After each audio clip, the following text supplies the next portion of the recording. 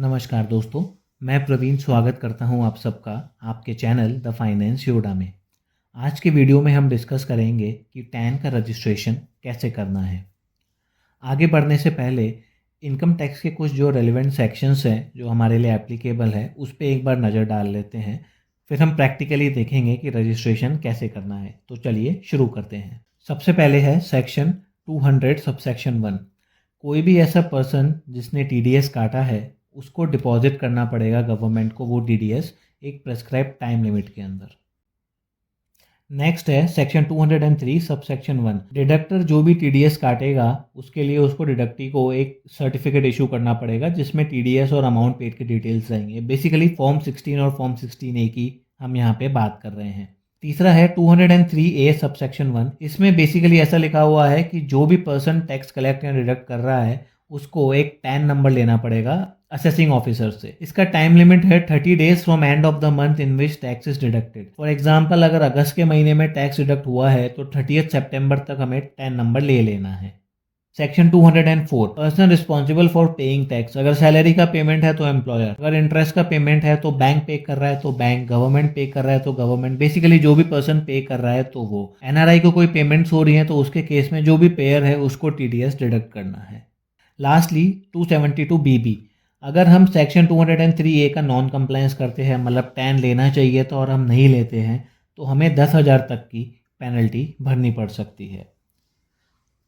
अब ये बेसिकली हमने सेक्शन डिस्कस किए। अब आगे हम रजिस्ट्रेशन के बारे में थोड़ा डिस्कस कर लेते हैं कि किस तरह से डिफरेंट टाइप्स ऑफ रजिस्ट्रेशन हम लेते हैं। तो पैन की अगर बात करें तो पैन का रजिस्ट्रेशन होता है इनकम टैक्स पोर्टल की वेबसाइट पे। रजिस्ट्रेशन लेने के लिए जो प्री रिक्विजिट है वो ये है कि हमारी इनकम टैक्सेबल लिमिट से ज़्यादा होनी चाहिए, या हम वॉलंटरी बेसिस पे भी रजिस्ट्रेशन कर सकते हैं। GST की बात करें तो GST का रजिस्ट्रेशन भी gst.gov.in उनकी वेबसाइट पे होता है। इसका प्री रिक्विजिट ये है कि हमारा टर्नओवर थ्रेशोल्ड से ज़्यादा होना चाहिए, लेकिन हम वॉलंटरी बेसिस पे भी रजिस्ट्रेशन ले सकते हैं। ट्रेसिस पे रजिस्ट्रेशन की बात करें तो जो ट्रेसिस का रजिस्ट्रेशन है वो भी ट्रेसिस की वेबसाइट पे होता है। इसके लिए जो प्री रिक्विजिट है वो है कि हमारा एक TDS रिटर्न फाइल हो जाना चाहिए और वो निल रिटर्न नहीं होना चाहिए। अब बात करते हैं टैन की। टैन का केस थोड़ा डिफरेंट है। टैन का रजिस्ट्रेशन इनकम टैक्स पोर्टल की वेबसाइट पे होता है, बट उसका इनिशिएशन जो होगा वो ट्रेसिस की वेबसाइट पे होगा। ओके, इसके लिए जो हमारी प्री रिक्विजिट ये है, वी शुड हैव कलेक्टेड और डिडक्टेड टैक्स। तो चलिए अब प्रैक्टिकली देख लेते हैं कि टैन का रजिस्ट्रेशन आखिर करना कैसे है। आपको अपने ब्राउज़र पे जाना है। सबसे पहले हम ट्रेसिस की वेबसाइट पे जाते हैं।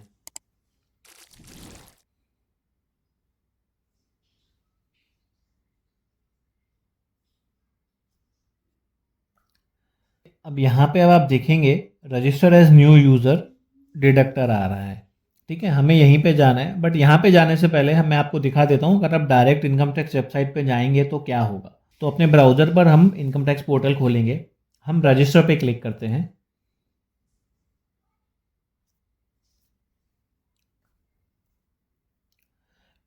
रजिस्टर एज अदर्स में हमें टैक्स डिडक्टर एंड कलेक्टर पे क्लिक करना है। आप अपना टैन नंबर डालिए, इसको आप वैलिडेट पे क्लिक करेंगे तो आप चेक कर सकते हैं कि टैन आपका एक्चुअली में सही है और वैलिडेटेड है या नहीं। आप देख सकते हैं हमारा टैन वैलिडेटेड है। अब हम कंटिन्यू पे क्लिक करेंगे। अब आप देख सकते हैं ये हमें बोल रहा है कि यहाँ तो हम ऑलरेडी रजिस्टर्ड हैं या फिर हम नॉट रजिस्टर्ड हैं। दोनों केस में ये ट्रेसिस के पोर्टल की बात कर रहा है। तो अब हमें क्या करना है, ट्रेसिस के पोर्टल पे जाना है, रजिस्टर एज न्यू यूज़र और डिडक्टर पे क्लिक करना है। आप अपना टैन मेंशन कीजिए, जो ये कैप्चा कोड आ रहा है वो मेंशन कीजिए और प्रोसीड पे हमें क्लिक करना है। अब आप देख सकते हैं एक पॉपअप आएगा जो हमें बोल रहा है कि you can not register on traces, और उसमें 2 या 3 रीजंस दिए हुए हैं। ध्यान रखिएगा ये ट्रेसिस पे रजिस्ट्रेशन की बात कर रहा है, हम ट्रेसिस पे रजिस्ट्रेशन नहीं कर रहे हैं, हमें टैन का रजिस्ट्रेशन कर रहे हैं इनकम टैक्स पोर्टल पे। तो ये पॉपअप को हमें इग्नोर करना है। आप ओके पे क्लिक कीजिए। यहाँ पे आपका टैन, आपका नेम, आपकी कैटेगरी, आपका पैन और ऑथोराइज पर्सन का पैन हमें मेंशन करना है। हमारे केस में जो कैटेगरी ऑफ डिडक्टर है वो पार्टनरशिप फर्म है, वो मेंशन करके हमने ओके किया है। यहाँ पे आपको पॉपअप अलाउ करना है। अगर आपका पॉपअप मेरे डिसेबल थे तो आपको वो अलाउ करना है। 2-3 मिनट पेशेंटली वेट करना है, आप ऑटोमेटिकली इनकम टैक्स की वेबसाइट पे रीडायरेक्ट हो जाएंगे।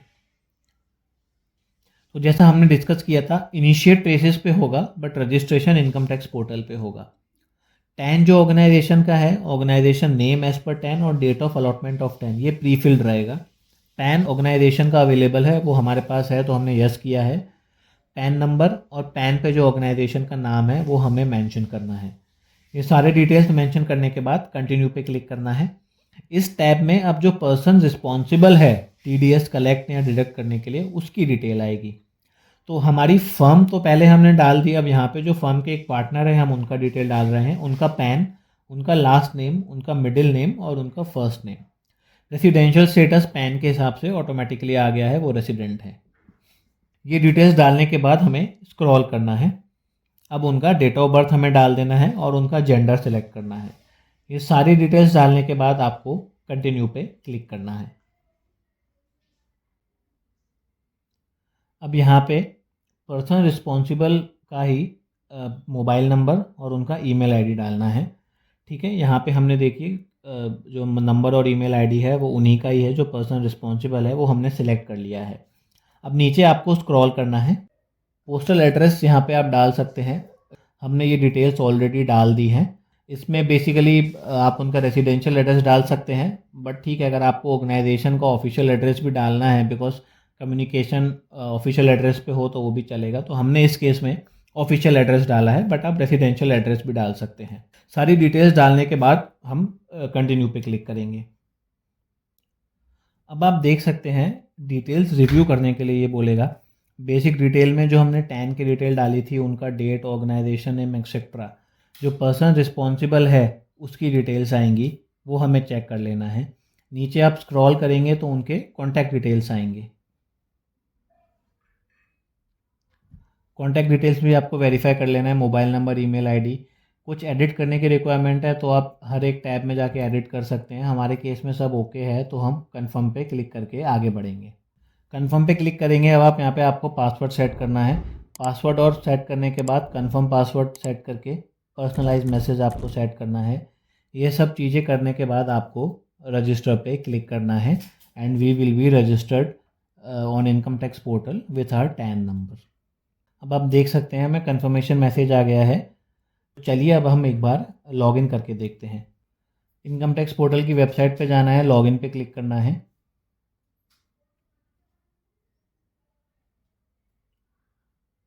अपना टैन नंबर डालेंगे। अब आप देखेंगे कि एक एरर मैसेज आ रहा है, the e filing account associated with the above user ID has not been activated, kindly activate your user ID to log in to e filing portal. अब इसमें मैं आपको एक्सप्लेन करता हूँ। अगर डिडक्टर जो है वो इंडिविजुअल है तो नेचुरली जो person responsible for deducting tax या तो प्रोप्राइटर होगा, या ऑब्वियसली अगर उन्होंने किसी को ईएमआर कर रखा है तो इस केस में हमको क्या करना है, प्रोप्राइटर का ही पैन यूज़ करके लॉगिन करना है और वहाँ पे हमें एक वर्क लिस्ट में जाके एक रिक्वेस्ट अप्रूव करनी है। वो मैं आपको दिखाता हूँ। बट हमारा जो केस है, हमारी पार्टनरशिप फर्म है, तो इस केस में हम पार्टनर के इंडिविजुअल लॉगिन में अगर जाएंगे तो हमें कुछ भी नहीं मिलेगा। इस केस में हमें फर्म का लॉगिन करके वहाँ पे वर्क लिस्ट में जाके ये रिक्वेस्ट अप्रूव करनी है।